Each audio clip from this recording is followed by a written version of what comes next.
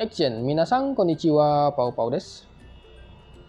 Sebagian teman-teman kita yang sudah bekerja di Jepang, baik itu dengan visa magang, Tokutegi no Gijin Koku, atau visa-visa kerja lainnya ya teman-teman. Ada sebagian dari mereka itu yang mengeluhkan tentang perusahaannya ya teman-teman. Baik itu dari segi yang gaji yang kurang, lembur yang tidak dibayarkan, kekerasan fisik, dan segala macam ya teman-teman. Nah, jangan-jangan dari teman-teman kita yang mengeluh ini, mungkin mereka masuk ke perusahaan hitam, atau kalau dalam bahasa Jepang kita menyebutnya buraku kaisha atau buraku kigyo ya teman-teman. Nah, jadi di Jepang ini ada dua jenis perusahaan ya teman-teman, yaitu perusahaan hitam dan perusahaan putih ya teman-teman, dan tidak ada perusahaan merah ya teman-teman, jadi hanya dua ini. Nah, dan orang Jepang pun umumnya mereka akan menghindari perusahaan hitam ini ya teman-teman. Ya, perusahaan hitam sesuai namanya ya teman-teman. Jadi ini perusahaan yang bermakna negatif ya teman-teman. Jadi di situ biasanya banyak terjadi pelanggaran-pelanggaran hak azazi tentang tenaga kerja ya teman-teman. Biasanya ada yang lemburnya tidak dibayarkan, segala macam seperti itu ya teman-teman. Berbeda dengan perusahaan yang putih atau Howaito Kigyo ini ya teman-teman. Ini kebalikan dari perusahaan hitam, yang mana makna dari perusahaan putih ini adalah perusahaan yang memiliki rating baik dan positif ya teman-teman. Nah, biasanya orang Jepang pun akan mencari perusahaan-perusahaan seperti ini. Nah, jadi buat teman-teman yang mungkin sekiranya mendapatkan perlakuan yang tidak baik atau pengalaman yang tidak menyenangkan di perusahaannya sangat ini, jangan-jangan teman-teman sekarang berada di perusahaan hitam. Nah, jadi di sini ya, gue akan memberikan beberapa kriteria yang gue temukan tentang perusahaan hitam ya teman-teman. Dan ini sebenarnya untuk kriteria-kriteria itu ada sangat banyak sekali ya teman-teman. Dan juga ini tergantung sudut pandang. Tetapi dari kriteria yang gue kumpulkan, gue menemukan mengumpulkan inti-intinya, yang mana kriteria yang gue temukan ini kebanyakan itu problem-problem yang sering dikeluhkan oleh teman-teman kita ke gue ya teman-teman, yang menceritakan masalahnya. Nah, jadi di sini gue akan menjelaskan ya beberapa kriteria tentang buraku kigyo atau perusahaan hitam. Jadi nanti kalau misalnya teman-teman sudah nyampe di Jepang dan sudah bekerja di Jepang, terus mendapatkan perlakuan yang tidak menyenangkan dan segala macam, ternyata teman-teman bisa mengidentifikasi perusahaan teman-teman, atau mungkin dapat review dari senpai teman-teman atau rekan kerja teman-teman tentang perusahaannya. Jadi teman-teman bisa mengidentifikasi kalau ini adalah perusahaan hitam ya teman-teman. Nah, jadi maka dari itu buat teman-teman silahkan nonton video ini sampai habis, karena menurut gue ini akan berguna sekali untuk teman-teman di kemudian hari ya teman-teman.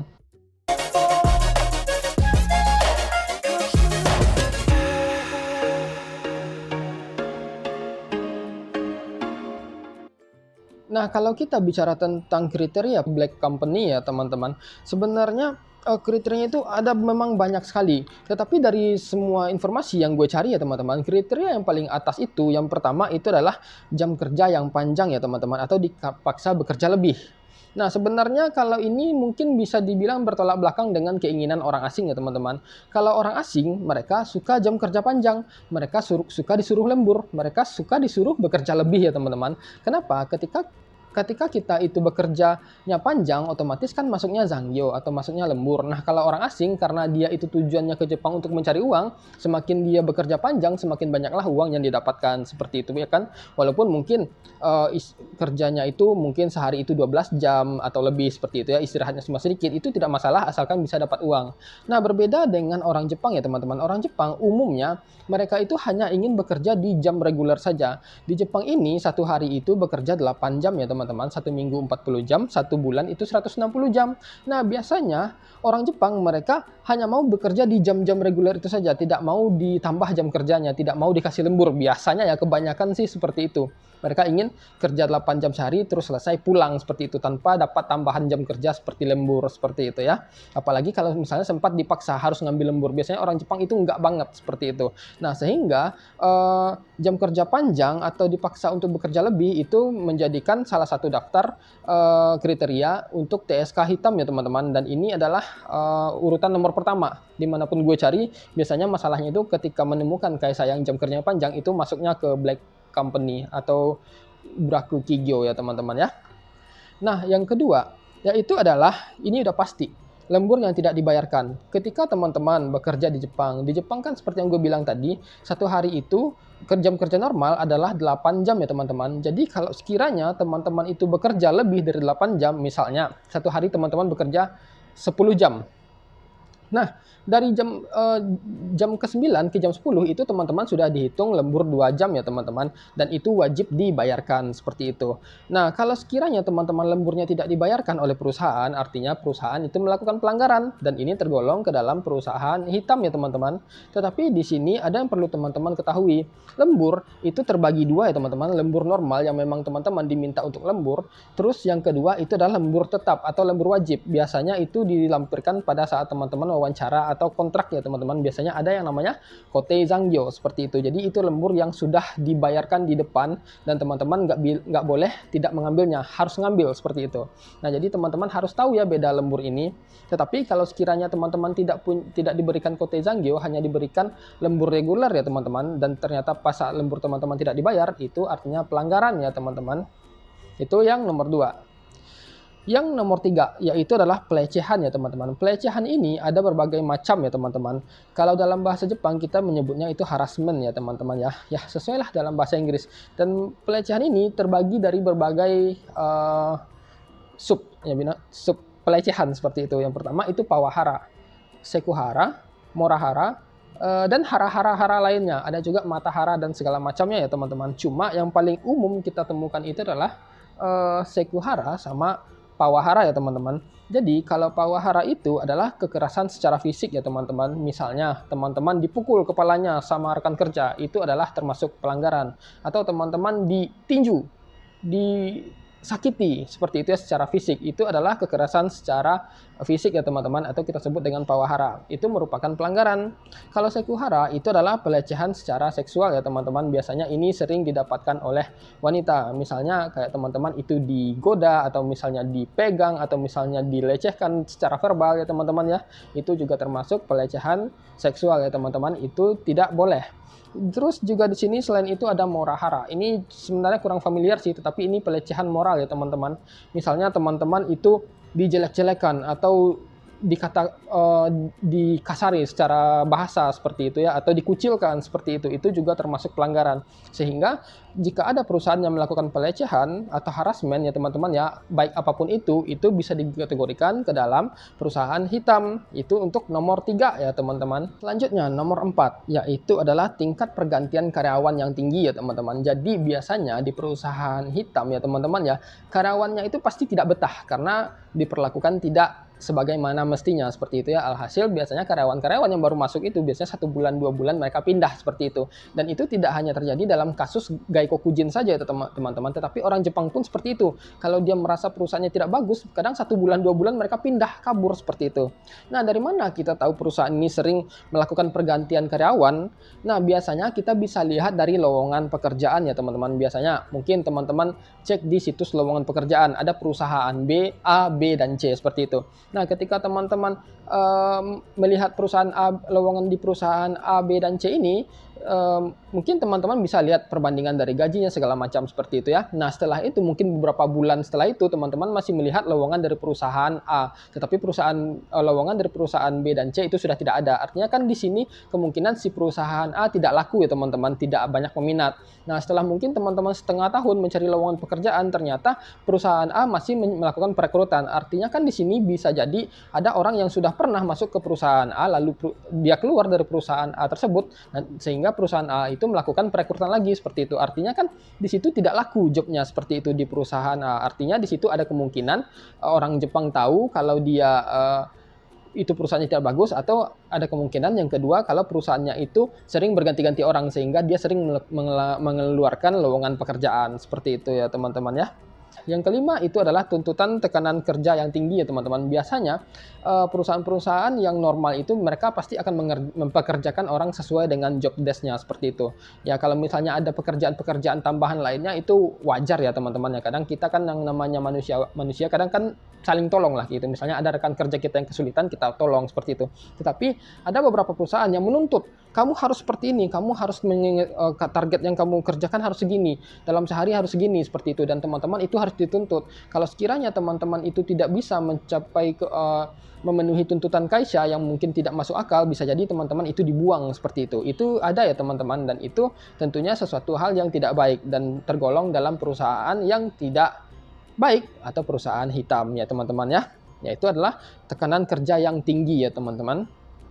Selanjutnya nomor 6 yaitu adalah kontrak atau lowongan yang tidak jelas ya teman-teman ya. Jadi kadang ada kita itu ketika kita melihat lowongan pekerjaan,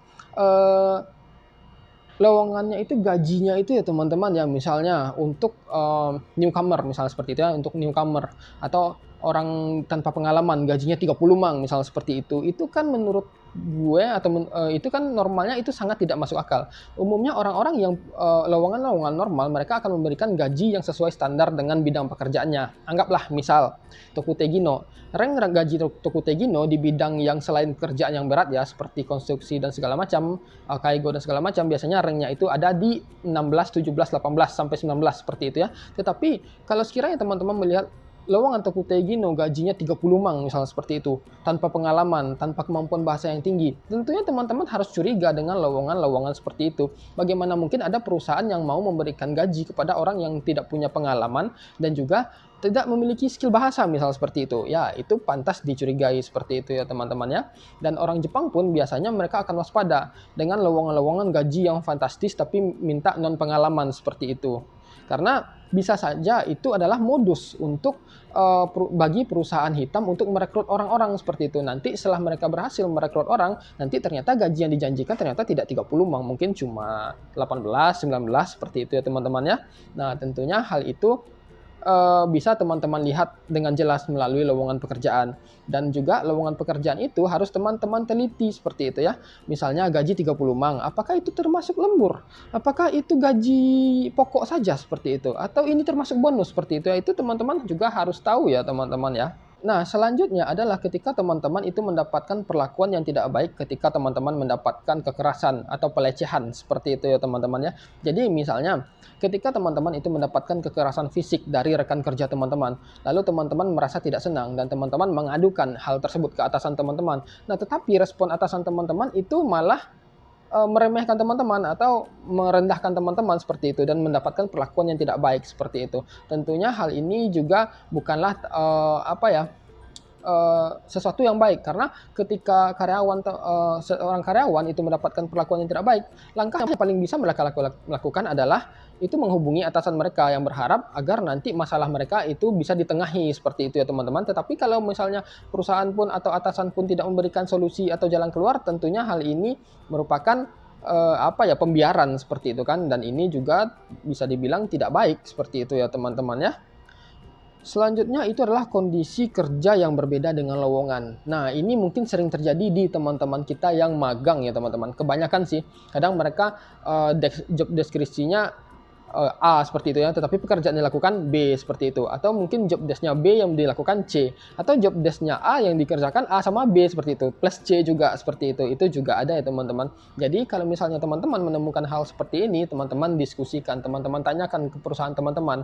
Waktu di kontrak, gue kan lowongannya perjanjiannya bukan ini seperti itu. Kok pekerjaannya jauh berbeda dari kontrak seperti itu. Nah, jadi teman-teman pantas bertanya ya atau diskusi dengan atasan teman-teman. Selanjutnya di sini salah satu kriteria perusahaan hitam itu adalah tidak terdaftar dalam asuransi sosial ya teman-teman, atau Shakai Hokkeng seperti itu. Ada sih beberapa kasus gue dengar mereka tidak terdaftar di asuransi ya teman-teman. Jadi mereka harus daftar langsung sendiri dengan Kokumi Hokkeng seperti itu. Ada juga, tetapi jarang sih gue temui. Tetapi kalau sekiranya teman-teman tidak terdaftar dalam asuransi sosial atau Shakai Hokkeng, teman-teman itu harus tanyakan ke Kaisha teman-teman. Nah, yang selanjutnya yaitu adalah sulit mengambil cuti ya teman-teman. Ini sangat penting sekali. Kenapa gue bilang penting? Karena di Jepang ada yang namanya cuti berbayar ya teman-teman, atau kita sebut UQ seperti itu. UQ itu atau cuti berbayar itu teman-teman ngambil cuti tapi teman-teman tetap dibayar. Intinya seperti itu ya teman-teman. Jadi ada beberapa perusahaan yang tidak memberikan cuti itu kepada teman-teman, dan itu merupakan satu pelanggaran karena itu hak teman-teman. Karena ada sebagian kaisha atau perusahaan yang berpikir, kenapa saya harus memberikan cuti kepada orang ini padahal dia sedang tidak bekerja dan dia dibayar seperti itu. Ada ya orang kaisha berpikir aneh seperti itu, dan teman-teman harus mendapatkan apa yang menjadi hak teman-teman, dan itu sudah diatur dalam Undang-Undang Ketenagakerjaan untuk masalah cuti ya teman-teman. Dan gue sudah pernah bahas tentang UQ ini ya teman-teman ya. Jadi kalau misalnya teman-teman sulit mengambil cuti atau tidak diberikan cuti sama sekali, apalagi cuti berbayar ya teman-teman, silahkan adukan perusahaan teman-teman ke Dinas Ketenagakerjaan atau Rodo Kantoku Show ya teman-teman ya, atau Rodo Kijun Kantoku Show ya teman-teman. Selanjutnya, seperti yang gue bilang tadi, masalah gaji ya teman-teman, gaji pokok yang rendah ya teman-teman. Nah seperti yang gue bilang tadi, mungkin tawaran gaji dari lowongan pekerjaan yang teman-teman dapatkan itu adalah 25 mang atau 30 mang seperti itu. Tetapi yang 25 mang tadi itu bukan gaji pokok teman-teman. Itu adalah bisa jadi gaji pokok ditambah lembur sekian jam ditambah bonus, sehingga setelah diakumulasikan itu mendapatkan total 25 mang. Kalau diteliti lebih dalam, lebih lanjut, ternyata gaji pokok teman-teman nggak seberapa seperti itu. Artinya kan teman-teman dipaksa untuk lembur dan harus bekerja lembur agar dapat gaji sekian seperti itu, sesuai dengan yang di lowongan. Artinya kan di situ ada pemaksaan kerja seperti itu. Kalau misalnya tidak sesuai target yang misalnya untuk dapat gaji 25 mang, teman-teman itu harus lembur 30 jam misalnya ya. Nah, ternyata kalau misalnya teman-teman tidak lembur selama 30 jam, yang 25 mang tadi tidak dapat seperti itu. Jadi teman-teman harus hati-hati dengan lowongan-lowongan pekerjaan ini. Teman-teman harus teliti soal gaji yang akan teman-teman terima. Untuk proses perhitungannya gue udah pernah sih ngebahas di video 2 video kalau nggak salah gue ya teman-teman ya. Jadi teman-teman cek aja video tersebut agar teman-teman tidak terjebak dengan yang namanya sistem Kotei Zangyo ya teman-teman, atau lembur tetap, lembur wajib seperti itu. Yang terakhir kah? Nah, yang terakhir yaitu adalah sulit untuk berhenti ya teman-teman. Ada perusahaan itu yang menahan teman-teman untuk tidak berhenti atau tidak boleh berhenti. Kamu kalau berhenti, kamu harus cari pengganti dulu, misalnya seperti itu. Oh, kamu nggak bisa berhenti begitu saja. Kalau tidak, kamu akan didenda atau segala macam. Pokoknya sesuatu yang membuat teman-teman takut untuk berhenti ya teman-teman. Nah, ada perusahaan-perusahaan seperti itu. Sehingga di Jepang ini ada satu jasa perusahaan yang menyediakan jasa untuk membantu berhenti bekerja ya teman-teman. Ada. Kenapa? Karena sulit untuk berhenti di perusahaan hitam ini. Karena mereka harus nuntut ini, harus nuntut itu. Kalau kamu harus keluar, kamu harus cari pengganti dulu, seperti itu ya. Nah, jadi ada beberapa orang Jepang atau orang asing sekalipun, mereka ada menggunakan jasa untuk berhenti bekerja. Jadi si pihak ketiga atau agen inilah yang mengurus untuk proses berhenti kerja teman-teman. Itu ada ya teman-teman. Dari yang gue bahas tadi itu, di sini gue ada melihat poin nomor 4, yaitu adalah tingkat pergantian karyawan yang tinggi. Hal ini pernah terjadi pada anak baito yang bekerja di sini ya teman-teman. Jadi anak baito itu waktu itu dia sudah lulus dan sudah dapat perusahaan ya teman-teman. Jadi ketika dia dapat perusahaan, dia pindah lah kan berhenti baito di sini, dia pindah seperti itu. Tetapi gue masih dapat updatean informasi tentang dia seperti itu. Dan ketika dia pindah ke Hakata ya teman-teman, 1 bulan dia masuk kerja, ternyata dia berhenti ya teman-teman ya. Dan itu gue dapat info dari temannya seperti itu. Alasan dia berhenti, ternyata dia masuk ke perusahaan hitam ya teman-teman. Jadi dalam perusahaan itu dari 100 orang karyawan yang berhenti itu ada 70 orang seperti itu. Artinya kan di situ ada sesuatu yang membuat orang tidak nyaman bekerja di perusahaan itu sehingga dia berhenti. Nah, ternyata karena teman gue baru sadar akan perusahaan itu hitam, alhasil dia memutuskan untuk berhenti. Jadi dia waktu itu 1 bulan kerja udah berhenti seperti itu. Ya mungkin karena si perusahaan tahu kalau dia tipe kaisha hitam, ya mungkin dia wajar-wajar aja atau maklum saja kalau sekiranya ada orang yang berhenti seperti itu. Nah, nanti dia mungkin akan merekrut lagi dengan tawaran atau tawaran gaji yang menggiurkan seperti itu ya teman-teman ya. Nah, jadi ya teman-teman, di sini kesimpulannya, apa yang harus teman-teman lakukan jika sekiranya teman-teman dapat perusahaan hitam seperti itu. Nah, ini agak sulit ya teman-teman. Ini kita tidak bisa mengidentifikasi perusahaan hitam ini dari awal ya teman-teman. Ini ibarat teman-teman kenalan sama orang baru, teman-teman itu tidak akan tahu bagaimana sifatnya, bagaimana kebaikannya, bagaimana keburukannya. Kita kan nggak tahu. Nah, begitu juga dengan perusahaan ya teman-teman. Ketika teman-teman masuk ke perusahaan, kita nggak akan tahu apakah itu perusahaannya baik, atau perusahaannya buruk, atau perusahaannya biasa-biasa saja. Seperti itu ya teman-teman. Nah, kalau sekiranya teman-teman dapat perusahaan hitam seperti ini, langkah yang paling bisa teman-teman lakukan pertama kali, yaitu adalah diskusi atau sodang dengan perusahaan teman-teman, atau kumiai, atau TSK teman-teman.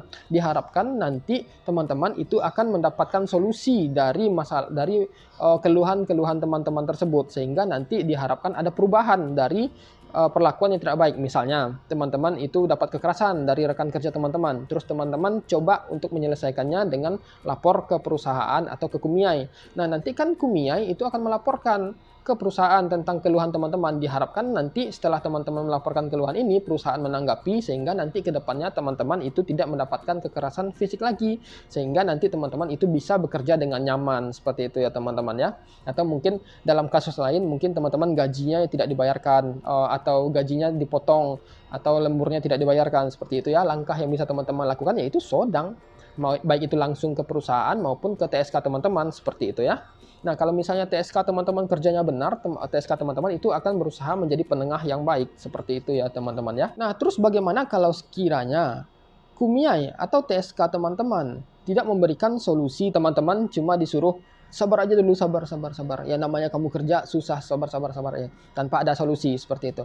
Ya, yang bisa teman-teman lakukan yaitulah pergi meninggalkan perusahaan tersebut. Apakah teman-teman itu akan dengan Kumiai atau TSK teman-teman yang saat ini, atau pindah dengan TSK atau Kumiai yang baru, itu terserah teman-teman. Karena tidak mungkin kita harus bertahan di perusahaan yang tidak memperlakukan kita dengan baik, apalagi kalau sekiranya pelanggarannya sudah terlalu banyak, seperti itu ya teman-teman. Teman-teman itu tidak salah untuk meninggalkan perusahaan seperti itu, karena Kumiai teman-teman pun atau TSK teman-teman pun pasti mereka tahu kalau ini perusahaan black loh, seperti itu. Tetapi karena untuk menjaga teman-teman supaya tidak pindah, mereka memaksa teman-teman untuk tetap stay di sana. Ada ya teman-teman ya.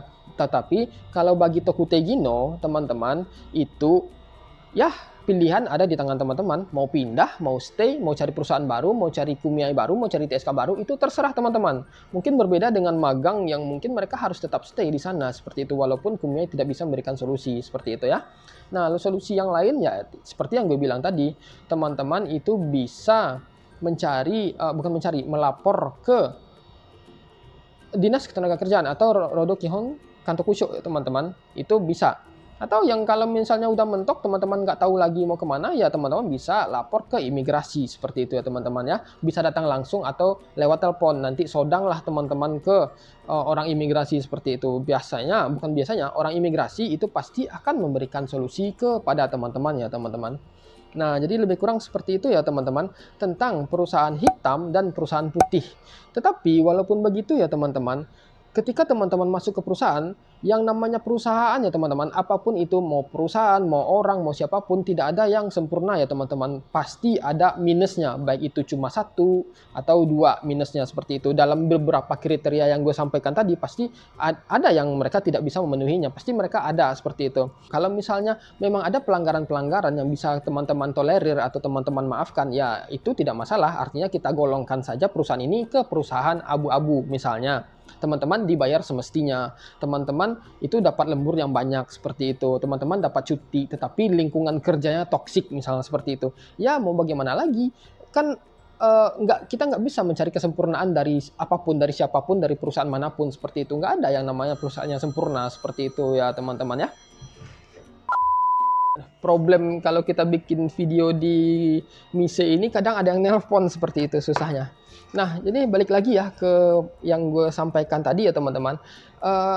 Ada yang namanya itu kaisha abu-abu, seperti itu ya. Maksud gue kaisha abu-abu itu ya mereka tidak terlalu sempurna, tetapi juga tidak terlalu buruk, seperti itu loh. Maksudnya kesalahan-kesalahan atau pelanggaran-pelanggaran yang mereka lakukan memang ada, seperti itu. Tetapi bukan berarti ini sepenuhnya hitam, seperti itu. Ya kayak gue bilang tadi, mereka memberikan gaji semestinya, mereka membayarkan lembur, mungkin dapat bonus, seperti itu. Tetapi kaishanya buruk, maksudnya itu sachonya kibisi, atau misalnya rekan kerjanya kibisi, seperti itu ya. Artinya kan di situ tengah-tengah, tidak hitam, tidak putih, seperti itu. Artinya kita anggap saja ini kaisha abu-abu, seperti itu. Nah, tentunya hal-hal seperti ini bisa dibilang cukup berterima, seperti itu. Karena kalau misalnya teman-teman cari kaisha yang sepenuhnya putih, tentunya akan sangat sulit, seperti itu ya teman-teman ya.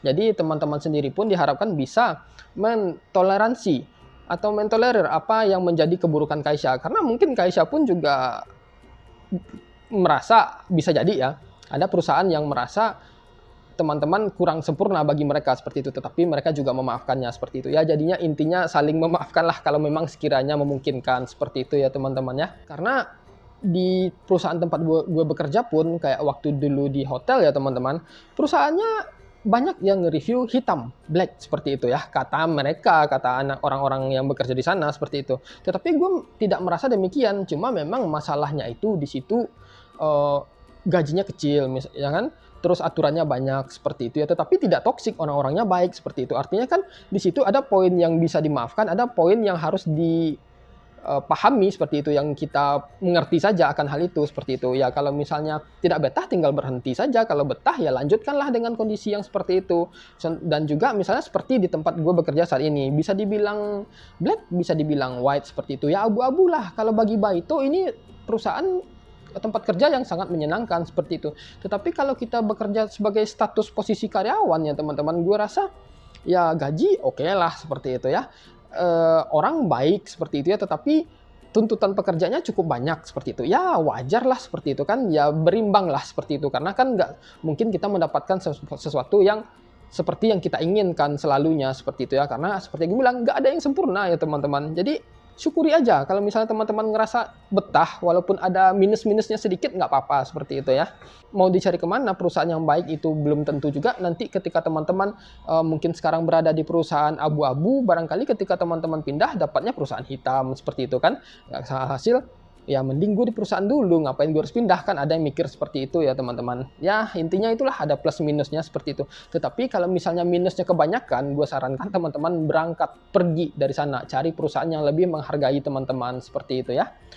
Nah jadi lebih kurang seperti itu ya informasi yang bisa gue sampaikan kepada teman-teman ya tentang perusahaan hitam. Nah jadi untuk mengidentifikasi apakah perusahaan itu hitam atau tidak, nanti gue akan bahas di video yang lain ya teman-teman. Jadi teman-teman silahkan tunggu. Nanti kalau sekiranya sudah jadi, sudah gue bikin ya, tentang bagaimana cara mengidentifikasi kaisha hitam, gue akan melampirkan di video rekomendasi ya teman-teman. Jadi buat teman-teman silahkan tunggu.